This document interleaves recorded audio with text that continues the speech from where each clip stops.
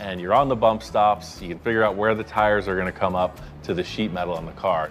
Now you really get a sense as to how wide the frames are, huh? Look at that, they're very close. That's good news.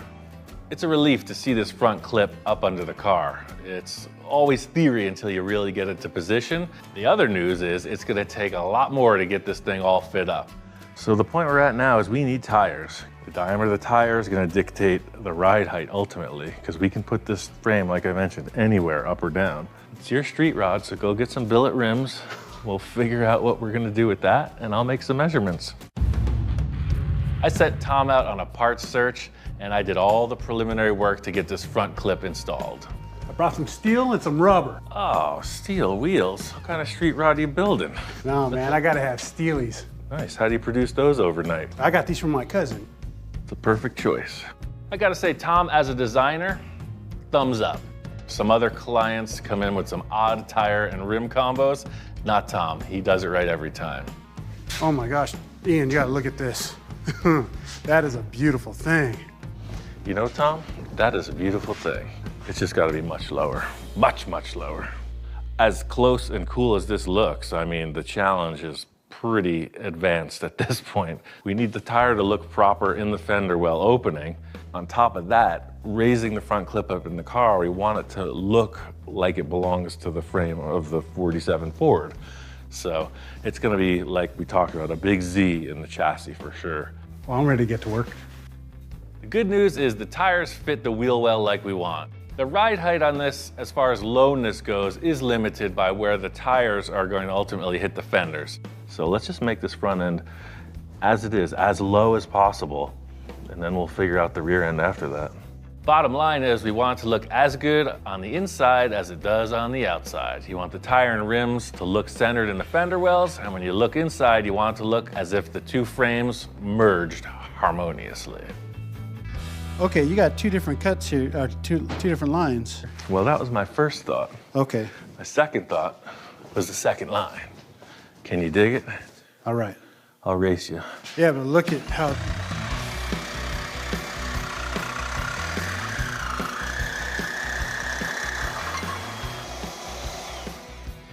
I think I need a new blade. You know why I always win the Sawzall race? Why?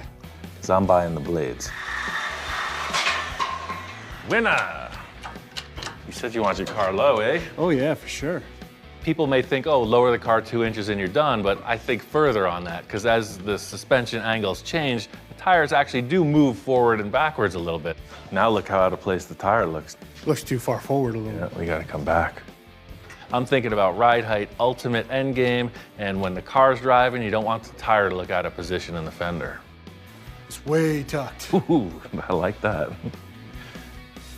So this is like as low as it could ever go. You know, there's no springs in it at all. It's flat down, not even on the bump stops. It's metal to metal. You know, your spring obviously will bring the ride height up.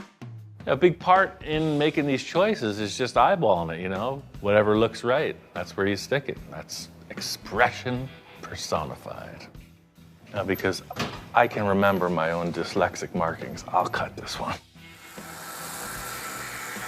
I was talking to Hot Rod Bob, and he thinks he might have an engine and trans for us. Perfecto. He knows his stuff. Bob is a lot like me in that he's always spinning multiple plates. He's got a lot of projects all the time. Him saying, oh yeah, I got a couple engines. I know it's the sure thing, because that's his deal. Like, he is the consummate gearhead. And that's one thing less that I have to worry about. I see. See that? Like a puzzle, baby. Fits like a glove. It looks good from the outside. The two frames lined up really well. It gave me a good area to attach to.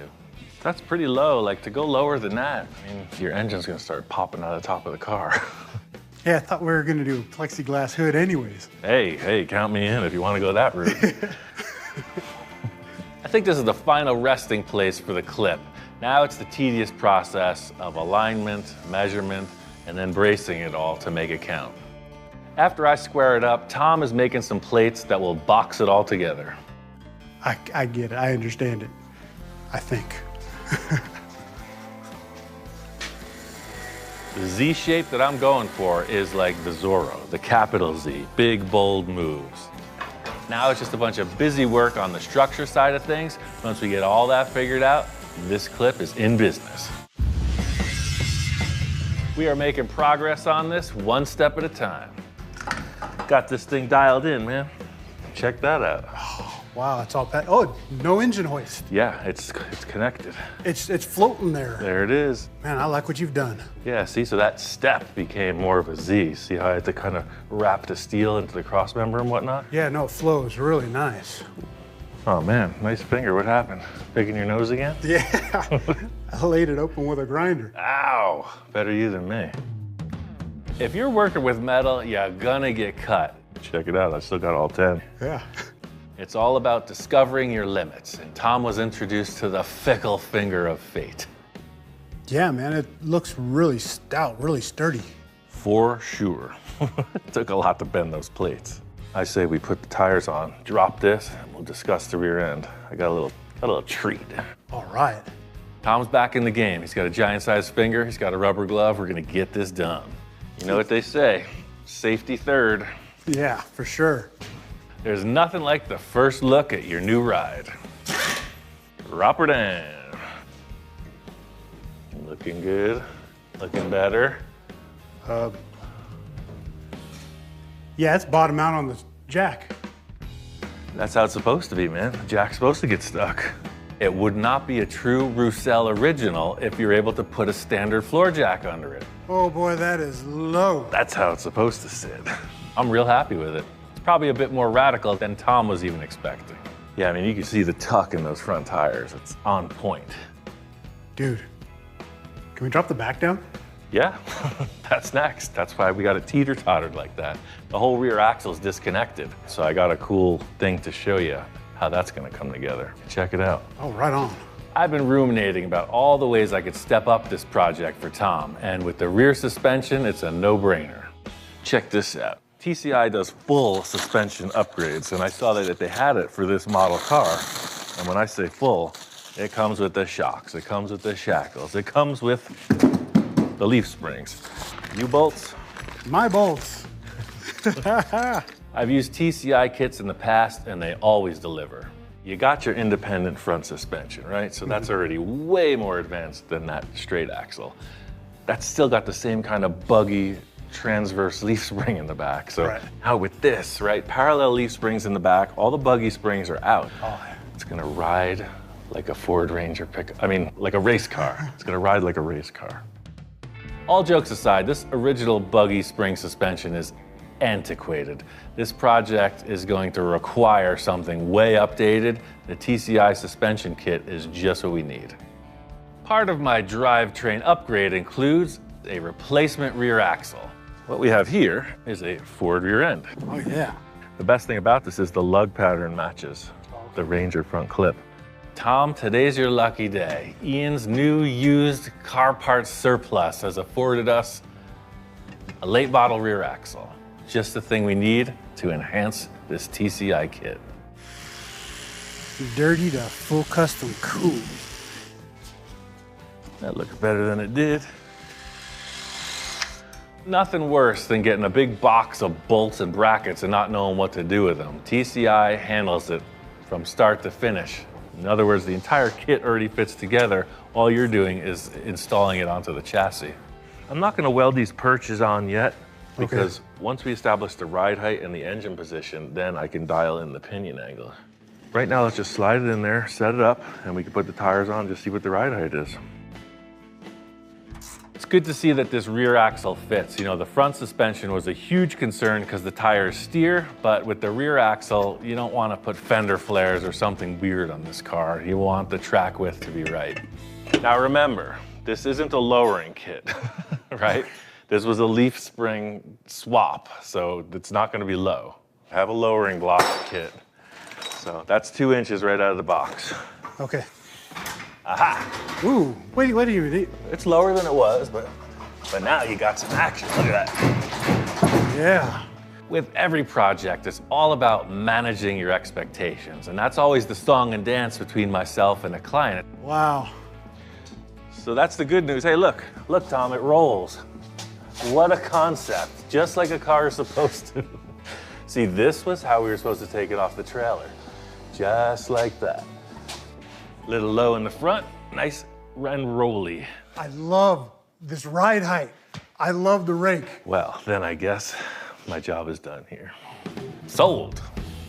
I'm so happy right now. Yeah, it's groovy.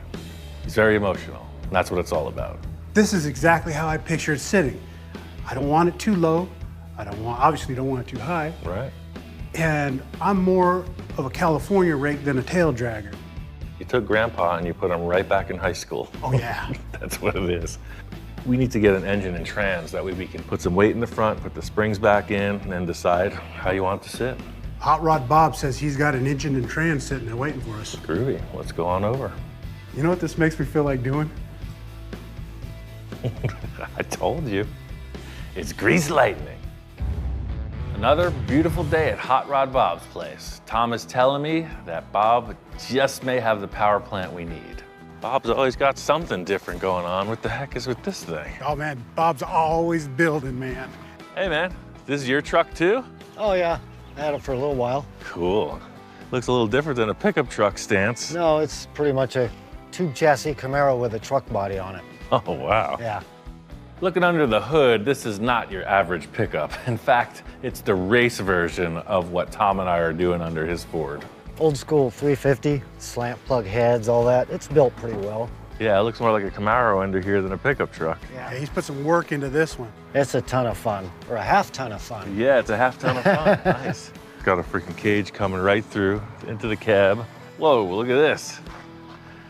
This doesn't look like any pickup truck I've ever seen. I picked up the body, I lengthened the chassis to fit this. I just built all this out of 2x3 and then triangulated everything. I love the exhaust. This is what it's all about. I mean, the height of illegal road racing. Everybody wants a race car with license plates. Come on. And this is the kind of thing that the California Highway Patrol loves to see on the street. Yeah, to hear him fire this thing up, man.